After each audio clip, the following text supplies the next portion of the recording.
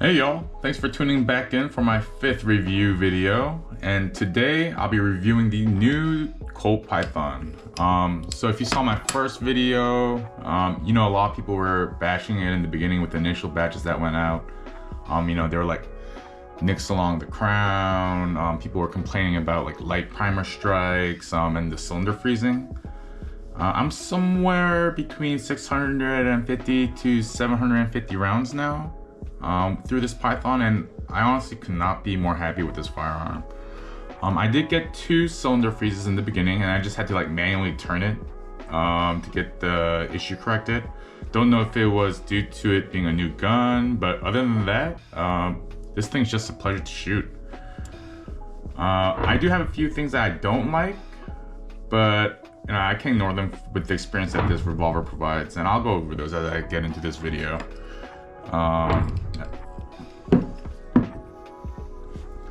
Also, some common comments I received in my previous videos were to put it in clips of shooting the firearm. So this is my second attempt embedding these B-rolls, so please bear with me if the picture quality isn't that great.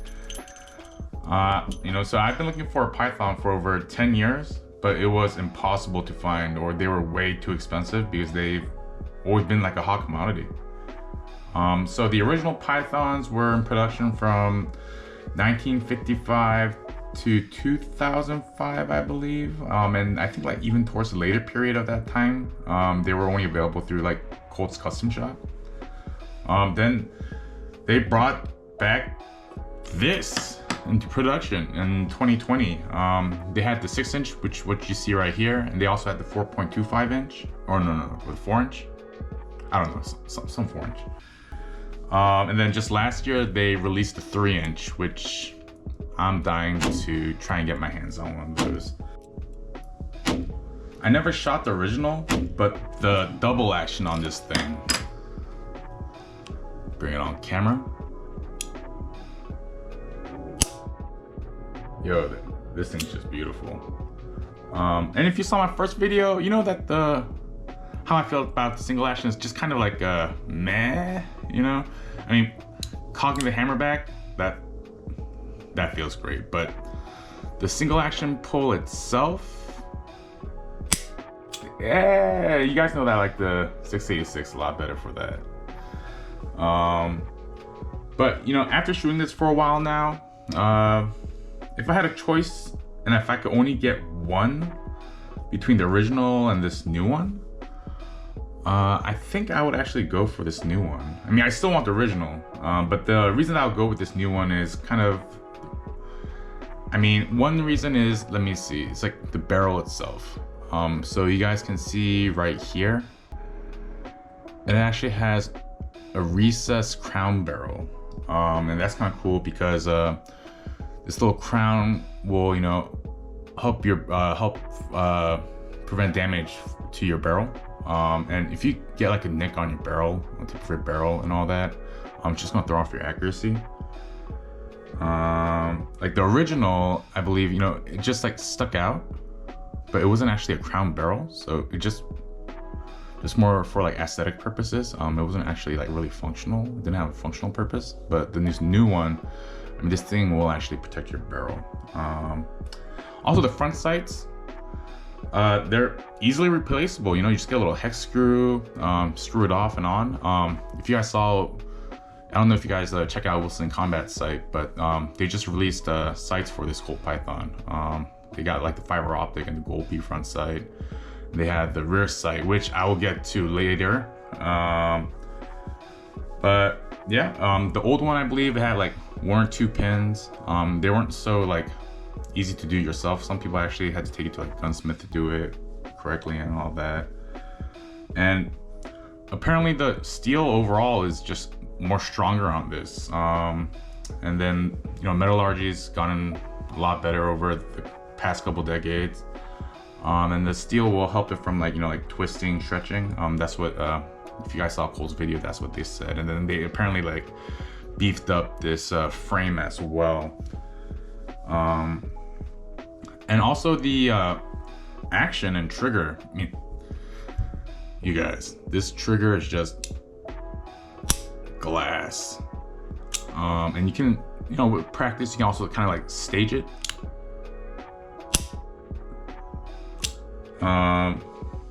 And apparently, if you guys saw Colt's videos about the Python, they said that there's 14 less parts, and then it's a simpler action. And then the old ones, you know, rumors were, and you know, reading this online and watching videos, the old ones apparently kind of went out of timing a lot after you shot it for a long time with heavy loads.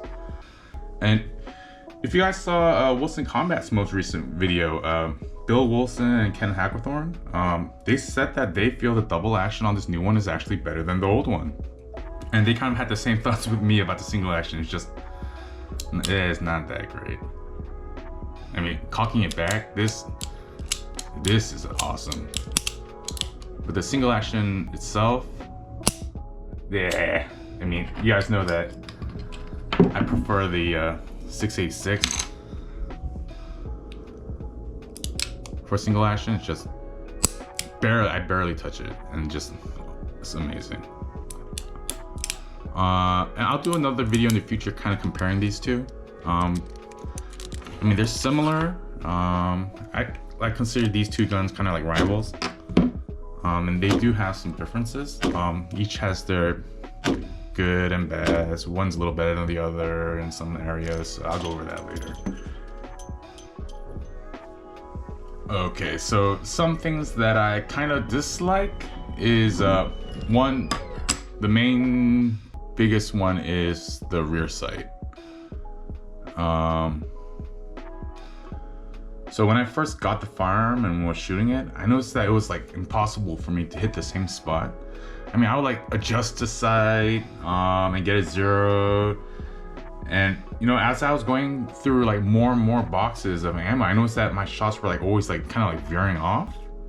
I was like, what is going on with me? Then I tried like rotating shooting between the, you know, the 686 and the Python, and I would just be spot on consistently with the 686. So I was like, okay, so what's going on? Then, you know, I noticed that the rear sight, the windage was just moving. I couldn't get the sights to stay hold like zero. So I just Loctited it up. So I zeroed it. I mean, I put some Loctite in there, and then I just zeroed it.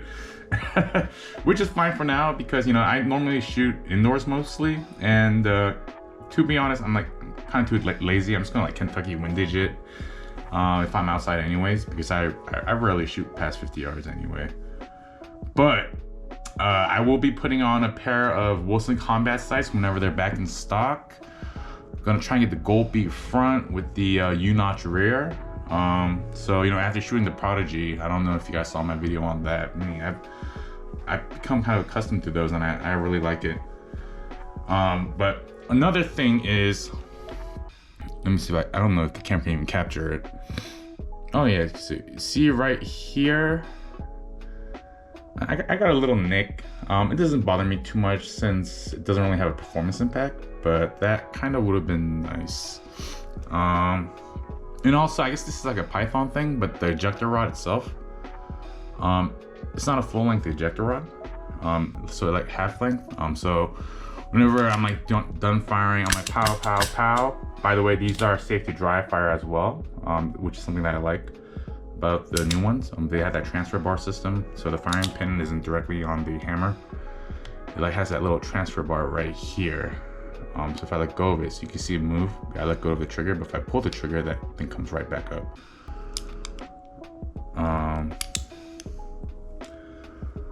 But yeah, so whenever I'm done firing, I gotta make sure I like use gravity with me. I like pop this really hard, and some people will be like pop that way. I'm just doing it like this with my thumb upside down. It seems to work just fine. Whereas the Smith, you know what? I'm talking about the Smith a lot. You know what I'm gonna do? I'm gonna make a comparison video between the 686 and the Python. Tell me if you guys think that that's a good idea. The Smith, though, has a full-length ejector rod. So if you do this, we'll just get all the rounds out.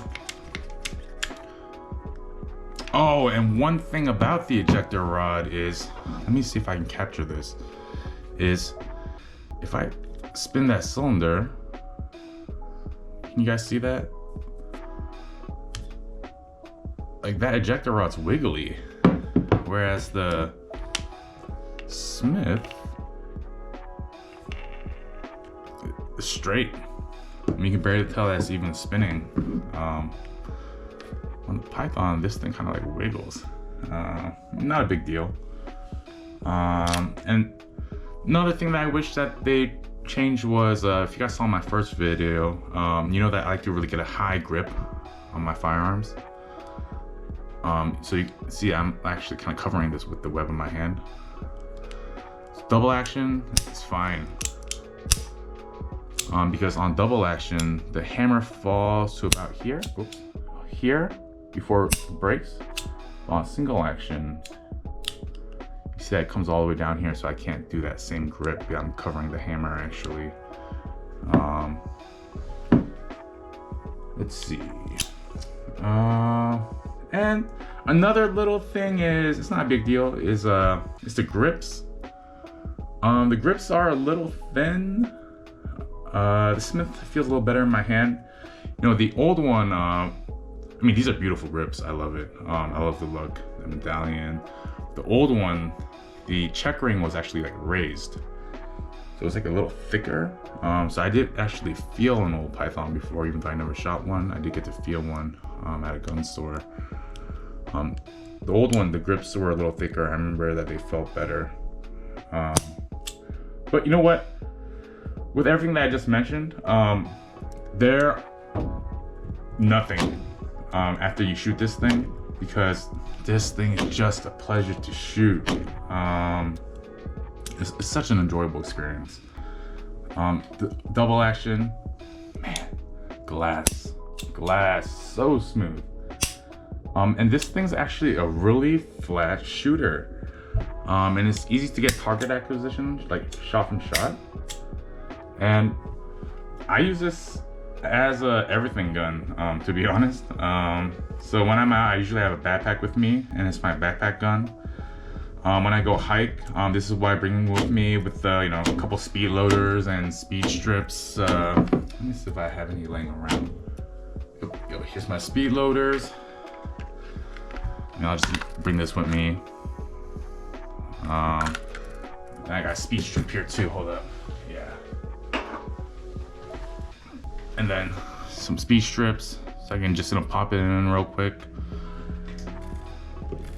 And also, one thing is, I don't have to worry about this firearm weakening or going out of time as I blast a bunch of 357 magnums through it. This thing just eats it all up. But yeah, thanks for tuning in, and I hope you got some info and entertainment out of this. You know, please leave a like and subscribe. You know, I'll appreciate that very much, and get you guys a close-up. Boom. And you know, I promise I'll make sure to put in some B-rolls on this. Oop, here's my serial number. Oops, you guys saw it again. Darn it. All right, thanks y'all. Out.